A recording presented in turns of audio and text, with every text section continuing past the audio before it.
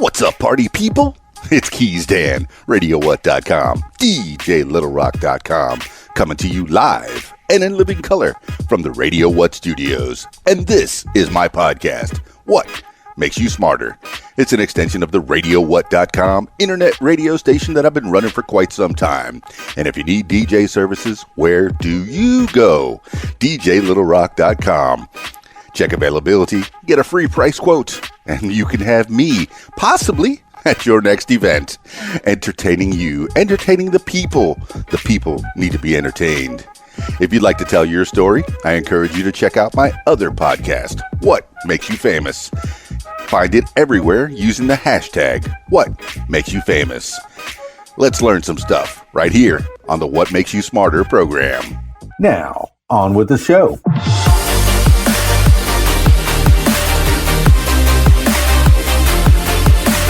Today on the program, I've been thinking a lot about stereotypes. So let's get into it with stereotypes. In social psychology, a stereotype is an overgeneralized belief about a particular category of people. It is an expectation that people might have about every person of a particular group. The type of expectation can vary. It can be, for example, an expectation about the group's personality, preferences, or ability. Stereotypes are generalized because one assumes that the stereotype is true for each individual person in the category. While such generalizations might be useful when making quick decisions, they may be erroneous when applied to particular individuals. Stereotypes encourage prejudice and may arise for a number of reasons. Explicit stereotypes.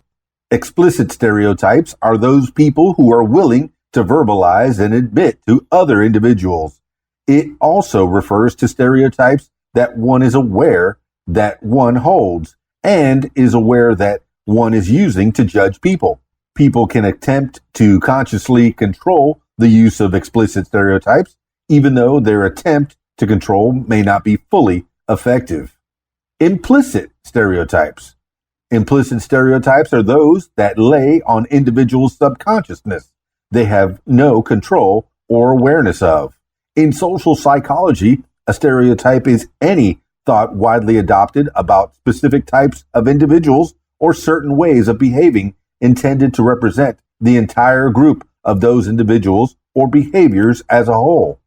These thoughts or beliefs may or may not accurately reflect reality.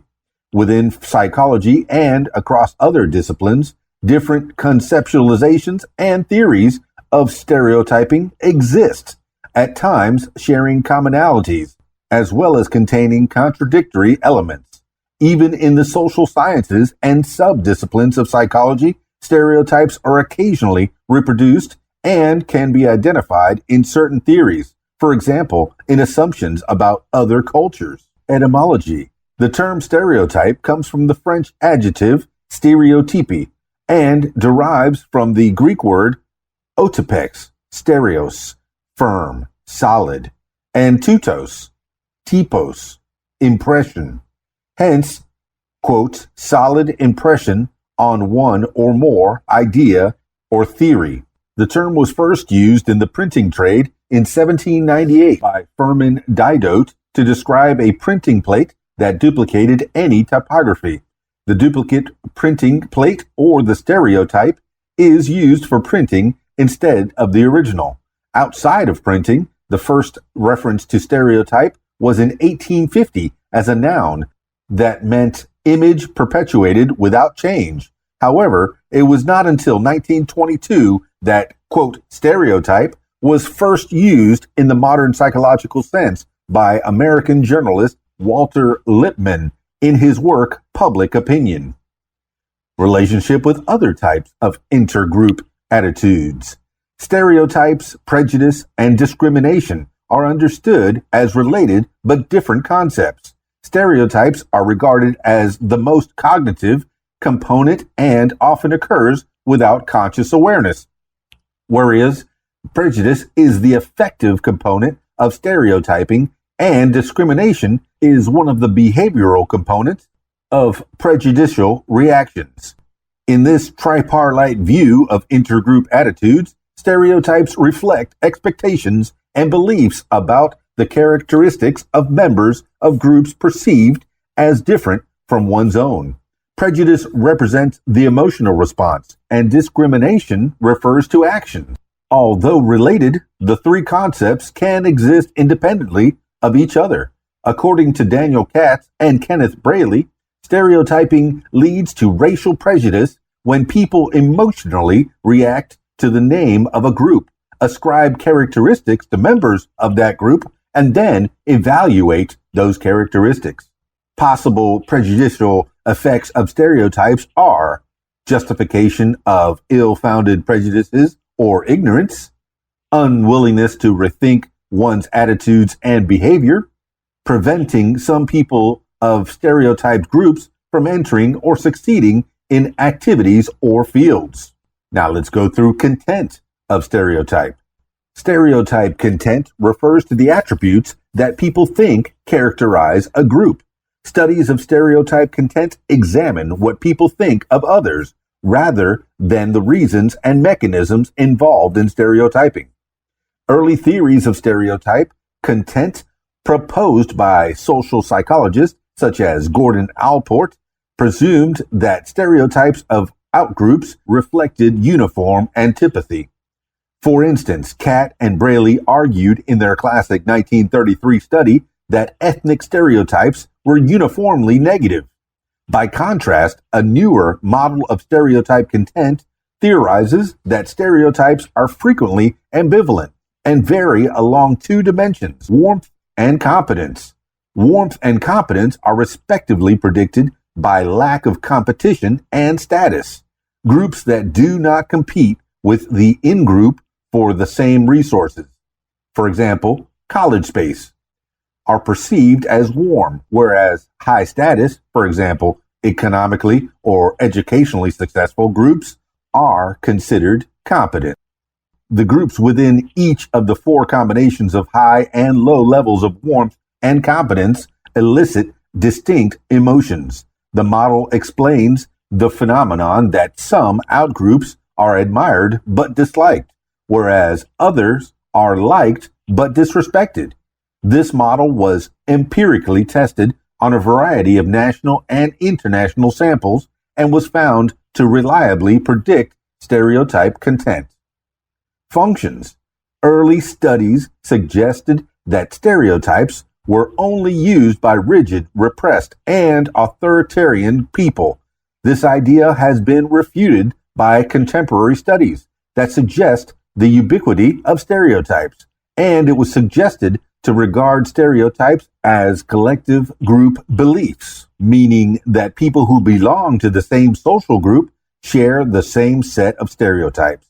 Modern research asserts that full understanding of stereotypes requires considering them from two complementary perspectives, as shared within a particular culture or subculture and as formed in the mind of an individual person. The relationship between cognitive and social functions. Stereotyping can serve cognitive functions on an interpersonal level and social functions on an intergroup level. For stereotyping to function on an intergroup level, an individual must see themselves as part of a group, and being part of that group must also be salient for the individual. Craig McCarty, Russell Spears, and Vincent Y. Yerzerbert, 2002, argued that the cognitive functions of stereotyping are best understood in relation to its social functions and vice versa, cognitive functions. Stereotypes can help make sense of the world. They are a form of categorization that helps to simplify and systematize information. Thus, information is more easily identified, recalled, predicted, and reacted to. Stereotypes are categories of objects or people. Between stereotypes, objects or people are as different from each other as possible. Within stereotypes, objects or people are as similar to each other as possible. American psychologist Gordon Allport has suggested possible answers to why people find it easier to understand categorized information. First, people can consult a category to identify response patterns. Second, categorized information is more specific than non-categorized information, as categorization accentuates properties that are shared by all members of a group.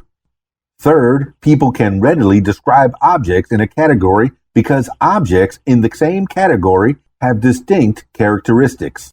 Finally, people can take for granted the characteristics of a particular category because the category itself may be an arbitrary grouping. A complementary perspective theorizes how stereotypes functioning as time and energy savers that allow people to act more efficiently. Yet another perspective suggests that stereotypes are people's biased perceptions of their social context.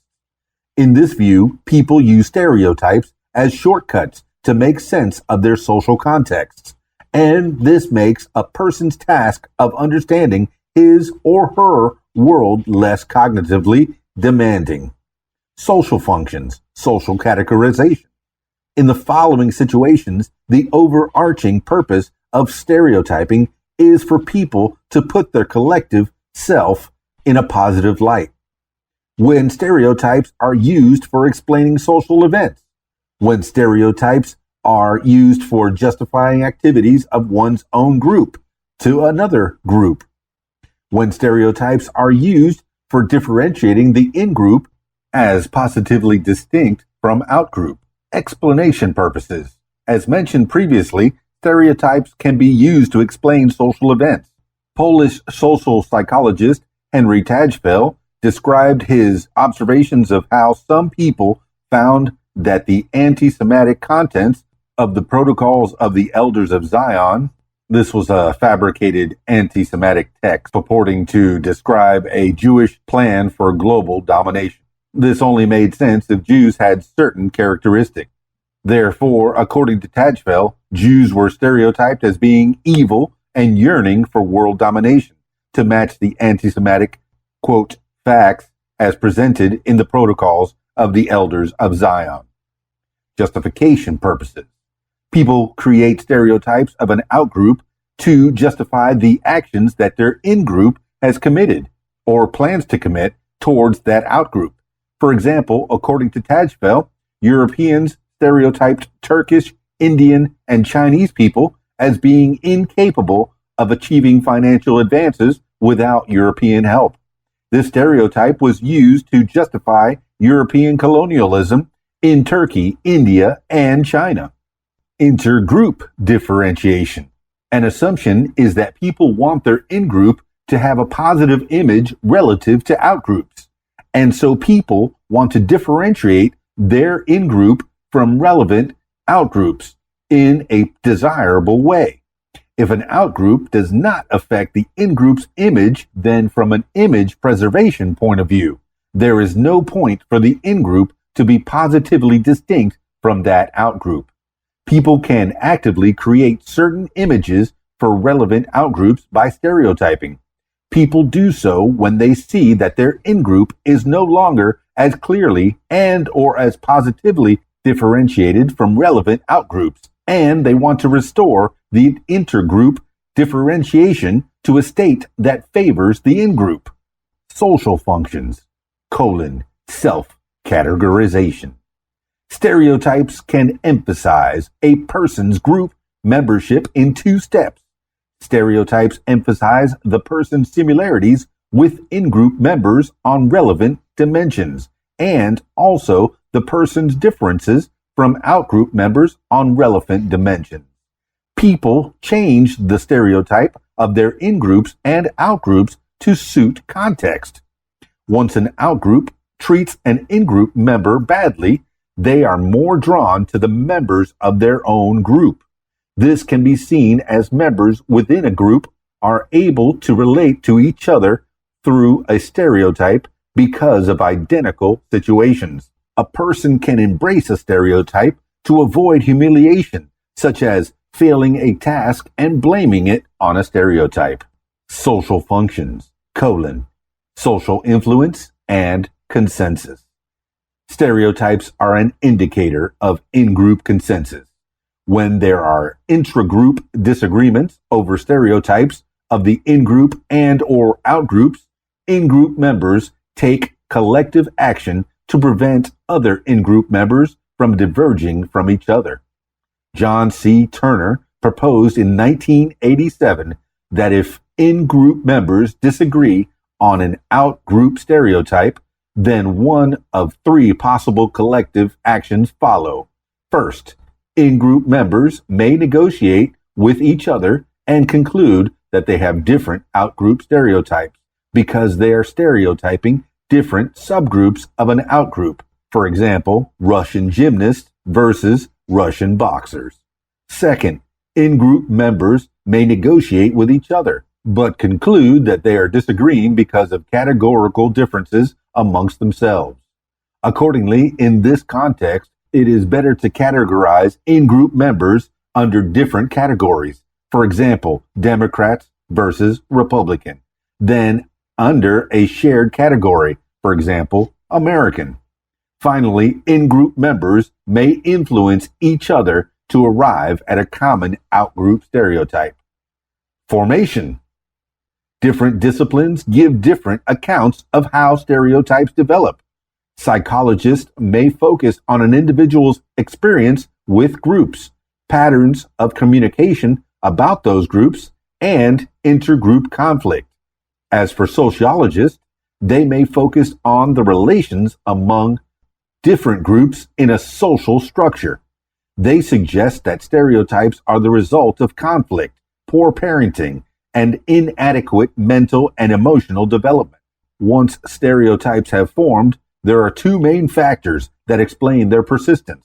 First, the cognitive effects of schematic processing make it so that when a member of a group behaves as we expect, the behavior confirms and even strengthens existing stereotypes. Second, the affective or emotional aspects of prejudice render logical arguments against stereotypes ineffective in countering the power of emotional responses. Correspondence bias. Correspondence bias refers to the tendency to ascribe a person's behavior to disposition or personality, and to underestimate the extent to which situational factors elicited the behavior. Correspondence bias can play an important role in stereotype formation.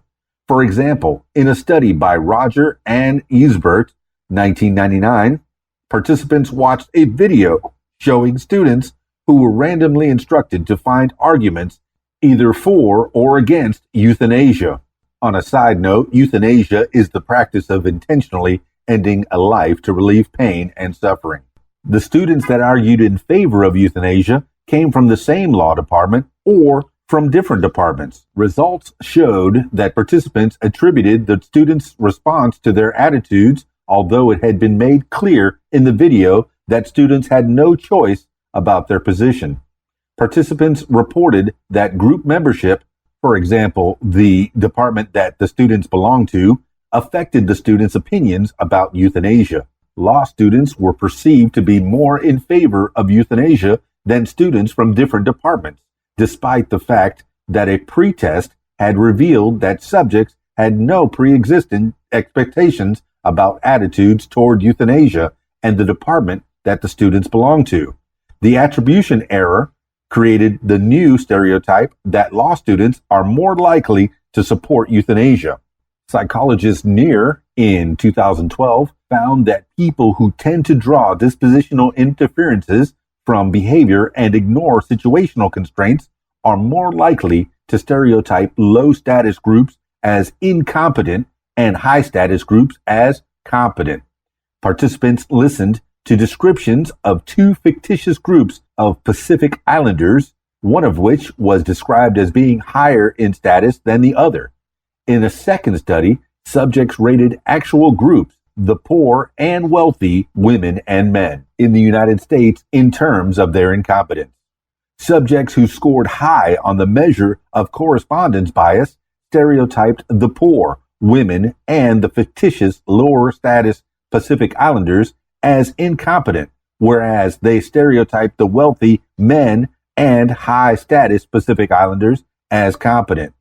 The correspondence bias was a significant predictor of stereotyping even after controlling for other measures that have been linked to beliefs about low status groups. The just world hypothesis. This is a cognitive bias that a person's actions are inherently inclined to bring morally fair and fitting consequences to that person, to the end of all noble actions being eventually rewarded and evil actions eventually punished. In other words, the just world. And the social dominance orientation. This is a personality trait which predicts social and political attitudes and is a widely used psychological scale. SDO is conceptualized under social dominance theory as a measure of individual differences in levels of group-based discrimination. Now let's talk about illusory correlation. Research has shown that stereotypes can develop based on a cognitive mechanism known as illusory correlation, an erroneous inference about the relationship between two events. If two statistically infrequent events co-occur, observers overestimate the frequency of co-occurrence of these events. The underlying reason is that rare, infrequent events are distinctive and salient, and when paired, become even more so. The heightened salience results in more attention and more effective encoding, which strengthens the belief that the events are correlated. In the intergroup context, illusory correlations lead people to misattribute rare behaviors or traits at higher rates to minority group members than to majority groups, even when both display the same proportion of the behaviors or traits. Black people, for instance, are a minority group in the United States, and interaction with blacks is a relatively infrequent event for an average white American. Similarly, undesirable behavior, for example, crime, is statistically less frequent than desirable behavior. Since both events, quote, blackness and, quote, undesirable behavior are distinctive in the sense that they are infrequent, the combination of the two leads observers to overestimate the rate of co-occurrence. Similarly, in workplaces where women are underrepresented and negative behaviors such as errors occur less frequently than positive behaviors, women become more strongly associated with mistakes than men. In a landmark study, David Hamilton and Richard Gifford in 1976 examined the role of illusory correlation in stereotype formation. Subjects were instructed to read descriptions of behaviors performed by members of groups A and B. Negative behaviors outnumbered positive actions, and group B was smaller than group A, making negative behaviors membership in group B relatively infrequent and distinctive. Participants were then asked who had performed a set of actions, a person of group A or group B. Results showed that subjects overestimated the frequency with which both distinctive events, membership in Group B and negative behavior, co-occurred, and evaluated Group B more negatively. This despite the fact the proportion of positive to negative behaviors was equivalent for both groups and that there was no actual correlation between group membership and behaviors. Although Hamilton and Gifford found a similar effect for positive behaviors as the infrequent events, a meta-analytic or statistical analysis that combines the results of multiple scientific studies. Review of studies showed that illusory correlation effects are stronger when the infrequent distinctive information is negative. Hamilton and Gifford's distinctiveness-based explanation of stereotype formation was subsequently extended. A 1994 study by McConnell, Sherman, and Hamilton found that people form stereotypes based on information that was not distinctive at the time of presentation, but was considered distinctive at the time of judgment. Once a person judges non-distinctive information in memory to be distinctive, that information is re-encoded and re-represented as if it had been distinctive when it was first processed. Common environment. One explanation for why stereotypes are shared is that they are a result of common environment that stimulates people to react in the same way. The problem with, quote, common environment is that explanation in general is that it does not explain how shared stereotypes can occur without direct stimuli. Research since the 1930s suggests that people are highly similar with each other in how they describe different racial and national groups, although those people have no personal experience with the groups they are describing. Socialization and upbringing. Another explanation says that people are socialized to adopt the same stereotypes. Some psychologists believe that although stereotypes can be absorbed at any age, stereotypes are usually acquired in early childhood under the influence of parents, teachers, peers, and the media. If stereotypes are defined by social values, then stereotypes only change as per changes in social values. The suggestion that stereotype content depend on social values reflects Walter Lippmann's argument in his 1922 publication that stereotypes are rigid because they cannot be changed at will. Studies emerging since the 1940s refuted the suggestion that stereotype content cannot be changed at will. Those studies suggested that one group's stereotype of another group would become more or less positive depending on whether their intergroup relationship had improved or degraded. Intergroup events such as World War II, Persian Gulf conflict, often changes intergroup relationships. For example, after World War II, Black American students held more negative stereotypes of people from countries that were the United States World War II enemies. If there are no changes to an intergroup relationship, then relevant stereotypes do not change. Intergroup relations. According to a third explanation, shared stereotypes are neither caused by the coincidence of common stimuli nor by socialization. This explanation posits that stereotypes are shared because the group members are motivated to behave in certain ways, and the stereotypes reflect those behaviors. It is important to note from this explanation that stereotypes are the consequence, not the cause, of intergroup relations. This explanation assumes that when it is important for people to acknowledge both their in-group and out-group, they will emphasize their difference from out-group members and their similarity to in-group members. Activation.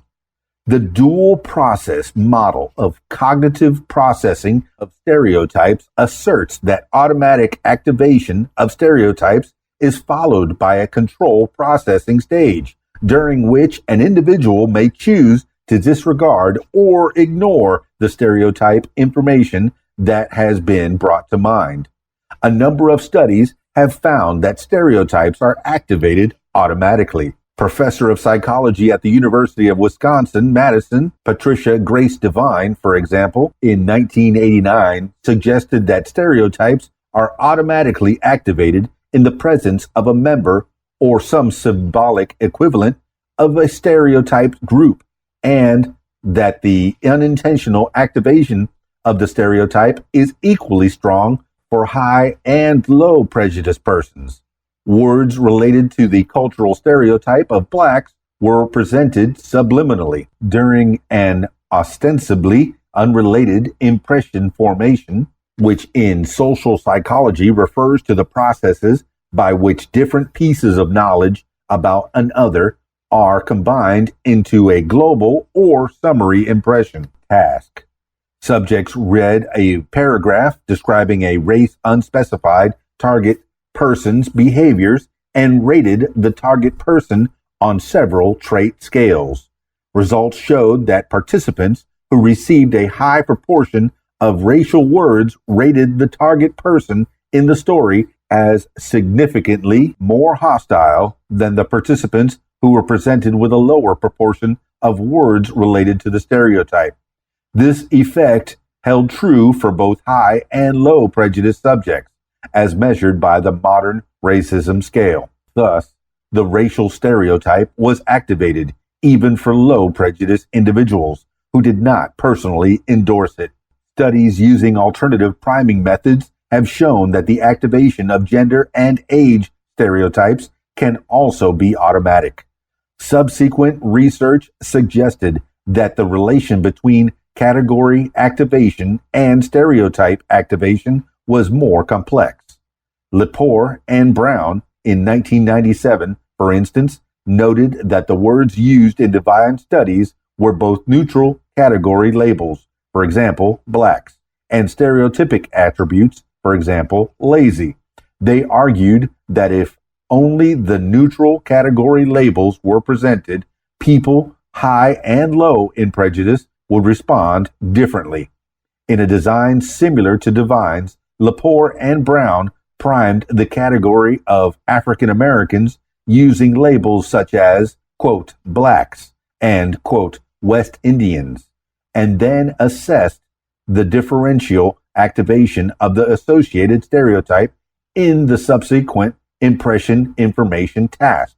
They found that high prejudice participants increased their ratings of the target person on the negative stereotypic dimensions and decreased them on the positive dimension, whereas low prejudice subjects tended in the opposite direction.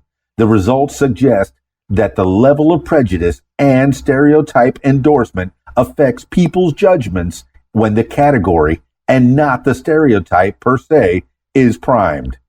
Research has shown that people can be trained to activate counter-stereotypic information and thereby reduce the automatic activation of negative stereotypes. In a study by Kawakami in 2000, for example, participants were presented with a category label and taught to respond, quote, no to stereotypic traits and, quote, yes to non-stereotypic traits. After this training period, subjects showed reduced stereotypic activation. This effect is based on the learning of new and more positive stereotypes rather than the negation of already existing ones. Automatic behavioral outcomes. Empirical evidence suggests that stereotype activation can automatically influence social behavior. For example, Barg, a social psychologist currently working at Yale University, Chen and Burroughs in 1996 activated the stereotype of the elderly among half of their participants by administering a scrambled sentence test where participants saw words related to age stereotypes. Subjects primed with the stereotype walked significantly more slowly than the control group, although the test did not include any words specifically referring to slowness, thus acting in a way that the stereotype suggests that elderly people will act. In another experiment, Barg, Chen, and Burroughs also found that because the stereotype about blacks includes the notion of aggression, subliminal exposure to black faces increased the likelihood that randomly selected white college students reacted with more aggression and hostility than participants who subconsciously viewed a white face. Similarly, Carell in 2002 showed that activated stereotypes about blacks can influence people's behavior. In a series of experiments, black and white participants played a video game in which a black or white person was shown holding a gun or a harmless object, for example, a mobile phone. Participants had to decide as quickly as possible whether to shoot the target. When the target person was armed, both black and white participants were faster in deciding to shoot the target when he was black than when he was white. When the target was unarmed, the participants avoided shooting him more quickly when he was white. Time pressure made the shooter bias even more pronounced. Accuracy. Stereotypes can be efficient shortcuts and sense-making tools. They can, however, keep people from processing new or unexpected information about each individual, thus biasing the impression formation process. Early researchers believed that stereotypes were inaccurate representations of reality. A series of pioneering studies in the 1930s found no empirical support for widely held racial stereotypes. By the mid-1950s, Gordon Allport wrote that, quote, "It is possible for a stereotype to grow in defiance of all evidence," end quote. Research on the role of illusory correlations in the formation of stereotypes suggests that stereotypes can develop because of incorrect inferences about the relationship between two events. For example, membership in a social group and bad or good attributes. This means that at least some stereotypes are inaccurate. Empirical social science research shows that stereotypes are often accurate. Jussum reviewed 4 studies of racial stereotypes and 7 studies of gender stereotypes regarding demographic characteristics, academic achievement, personality, and behavior. Based on that, the authors argued that some aspects of ethnic and gender stereotypes are accurate, while stereotypes concerning political affiliation and nationality are much less accurate. A study by Teresiano also found that stereotypic beliefs about nationality do not reflect the actual personality traits of people from different cultures. Effects. Attributional ambiguity. Attributional ambiguity refers to the uncertainty that members of stereotyped groups experience in interpreting the causes of others' behavior toward them. Stereotyped individuals who receive negative feedback can attribute it either to personal shortcomings, such as lack of ability or poor effort, or the evaluator's stereotypes and prejudice toward their social group. Alternatively, positive feedback can either be attributed to personal merit or discounted as a form of sympathy or pity. Dr. Jennifer Crocker, a professor and Ohio eminent scholar in social psychology at Ohio State University, in 1991 showed that when Black participants were evaluated by a white person who was aware of their race, Black subjects mistrusted the feedback, attributing negative feedback to the evaluator's stereotypes and positive feedback to the evaluator's desire to appear unbiased.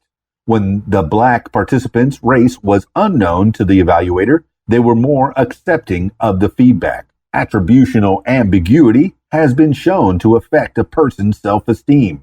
When they receive positive evaluations, stereotyped individuals are uncertain of whether they really deserved their success, and consequently, they find it difficult to take credit for their achievements. In the case of negative feedback, ambiguity has been shown to have a protective effect on self-esteem, as it allows people to assign blame to external causes. Some studies, however, have found that this effect only holds when stereotyped individuals can be absolutely certain that their negative outcomes are due to the evaluator's prejudice. If any room for uncertainty remains, stereotyped individuals tend to blame themselves. Attributional ambiguity can also make it difficult to assess one's skills because performance-related evaluations are mistrusted or discounted. Moreover, it can lead to the belief that one's efforts are not directly linked to the outcomes, thereby depressing one's motivation to succeed. A stereotyped threat. A stereotyped threat occurs when people are aware of a negative stereotype about their social group and experience anxiety or concern that they might confirm the stereotype. Stereotype threat has been shown to undermine performance in a variety of domains. African American social psychologist Claude Mason Steele and Joshua Aronson conducted the first experiments showing that stereotype threat can depress intellectual performance on standardized tests. In one study, they found that black college students performed worse than white students on a verbal test when the task was framed as a measure of intelligence. When it was not presented in that manner, the performance gap narrowed. Subsequent experiments showed that framing the test as diagnostic of intellectual ability made black students more aware of negative stereotypes about their group, which in turn impaired their performance. Stereotype threat effects have been demonstrated for an array of social groups in many different arenas, including not only academics, but also sports, chess, and business. Not only has stereotype threat been widely criticized on a theoretical basis, but has failed several attempts to replicate its experimental evidence. The findings in support of the concept have been suggested by multiple methodological reviews to be the product of publication bias. Publication bias is a type of bias that occurs in published academic research. It occurs when the outcome of an experiment or research study influences the decision whether to publish or otherwise distribute it. Self-fulfilling prophecy. Stereotypes lead people to expect certain actions from members of social groups. These stereotype-based expectations may lead to self-fulfilling prophecies, in which one's inaccurate expectations about a person's behavior through social interaction prompt that person to act in stereotype-consistent ways, thus confirming one's erroneous expectations and validating the stereotype. Word, Mark Zana, a social psychologist in the University of Waterloo, and Cooper in 1974 demonstrated the effects of stereotypes in the context of a job interview. White participants interviewed black and white subjects who, prior to the experiments, had been trained to act in a standardized manner. Analysis of the videotaped interviews shows that black job applicants were treated differently. They received shorter amounts of interview time and less eye contact. Interviewers made more speech errors, for example, stutters, sentence incompletions, and incoherent sounds, and physically distanced themselves from black applicants. In a second experiment, trained interviewers were instructed to treat applicants, all of whom were white, like the whites or blacks had been treated in the first experiment. As a result, applicants treated like the blacks of the first experiment behaved in a more nervous manner and received more negative performance ratings than interviewees receiving the treatment previously afforded to whites. A 1997 study by Snyder, Tanke, and Burscheid, who's an American social psychologist, currently Regents Professor at the University of Minnesota, found a similar pattern in social interactions between men and women. Male undergraduate students were asked to talk to female undergraduates, whom they believed to be physically attractive or unattractive, on the phone. The conversations were taped, and analysis showed that men who thought that they were talking to an attractive woman communicated in a more positive and friendlier manner than men who believed that they were talking to unattractive women. This altered the woman's behavior.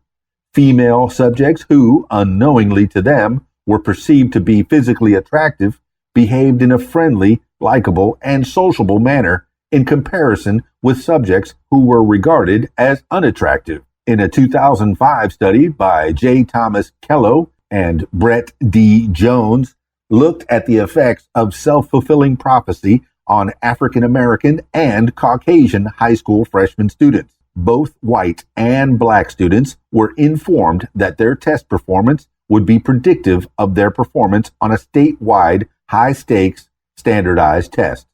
They were also told that historically, white students had outperformed black students on the test. This knowledge created a self-fulfilling prophecy in both the white and black students, where the white students scored statistically significantly higher than the African American students on the test. The stereotype threat of underperforming on standardized tests affected the African American students in this study. Discrimination.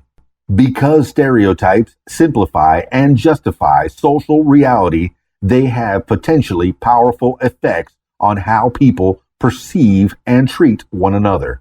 As a result, stereotypes can lead to discrimination in labor markets and other domains. For example, Tilczyk in 2011 has found that employers who seek job applicants with stereotypically male heterosexual traits are particularly likely to engage in discrimination against gay men, suggesting that discrimination on the basis of sexual orientation is partly rooted in specific stereotypes and that these stereotypes loom large in many labor markets.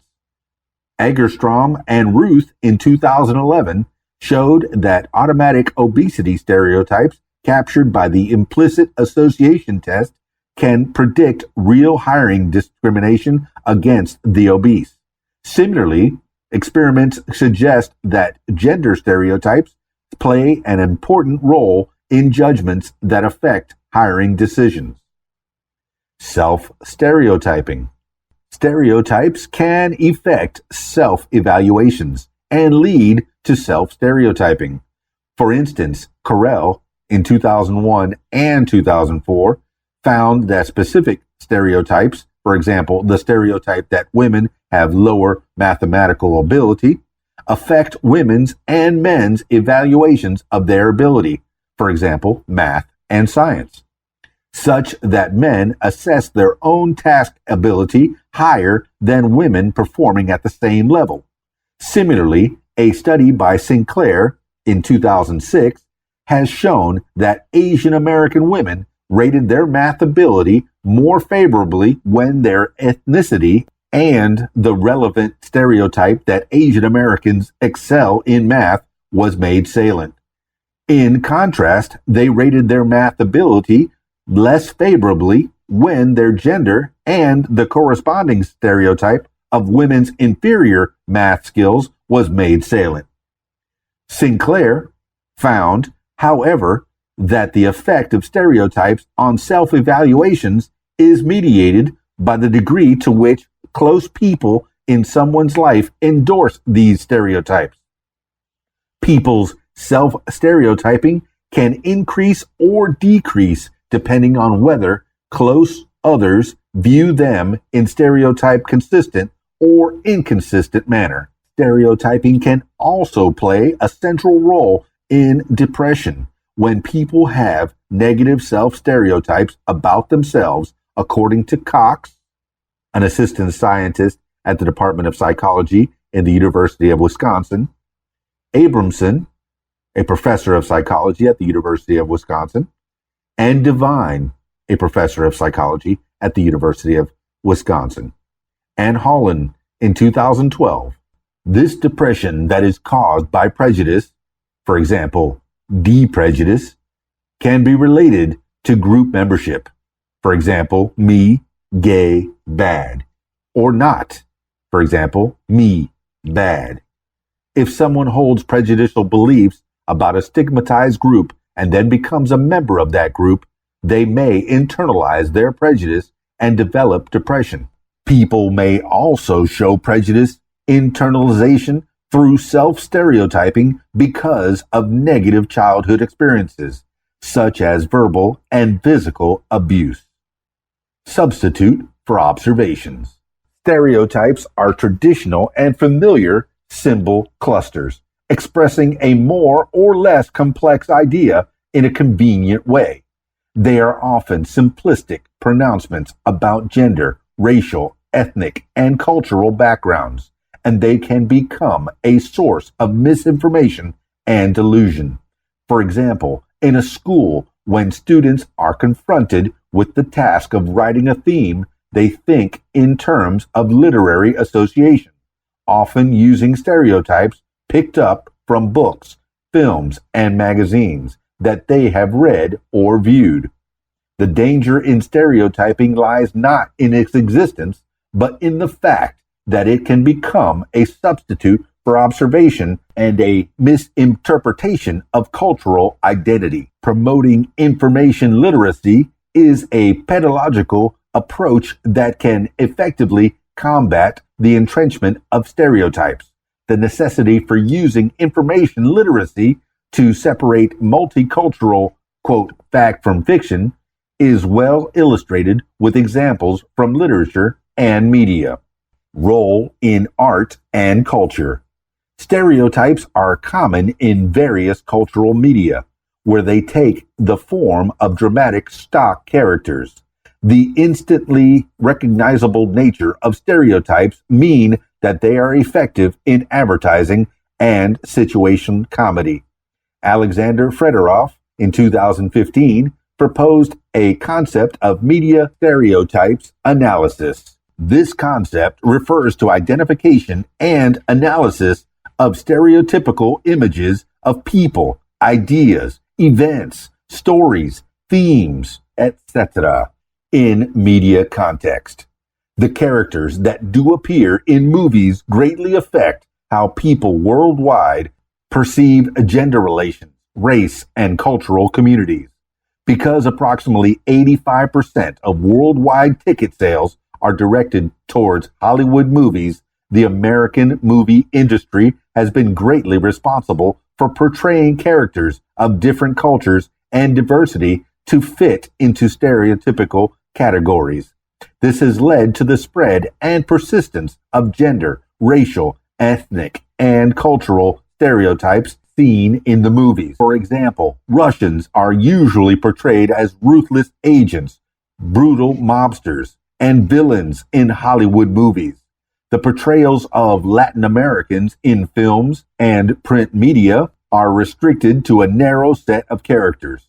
Latin Americans are largely depicted as sexualized figures such as the Latino macho or the Latina vixen, gang members, illegal immigrants, or entertainers. By comparison, they are rarely portrayed as working professionals, business leaders, or politicians. In Hollywood films, there are several Latin American stereotypes that have historically been used.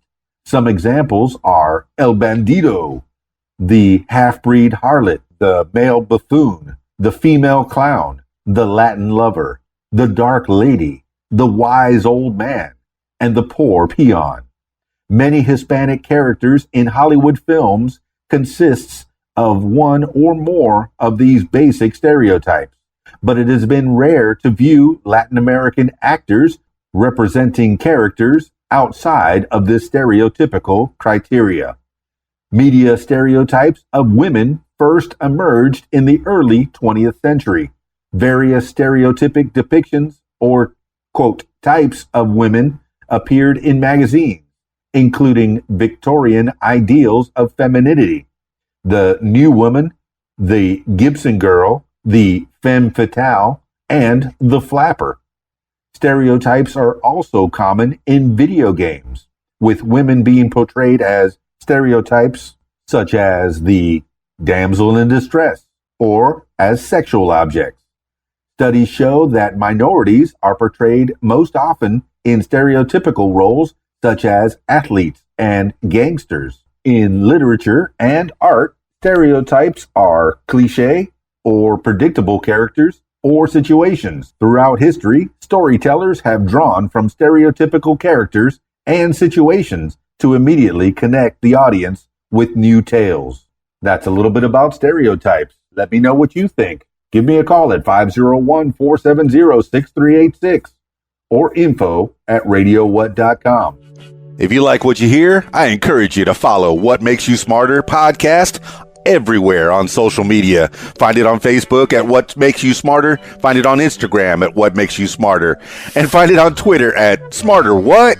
And find it on YouTube. A username Keys Dan. Leave What Makes You Smarter podcast a review and subscribe. Listen to What Makes You Smarter podcast on Spotify, iTunes, YouTube, Stitcher, Google Podcasts, Podcast Addict, my personal favorite, and anywhere you find podcasts. Learn with me on my podcast, What Makes You Smarter. Support What Makes You Smarter podcast using my PayPal. paypal.me/KeysDan. Support this podcast. Email info@radiowhat.com if you want to hear a certain topic in your ears right here on the program. What Makes You Smarter is a production of Keys Dan Enterprises Incorporated at keysdan.com. Thank you for listening.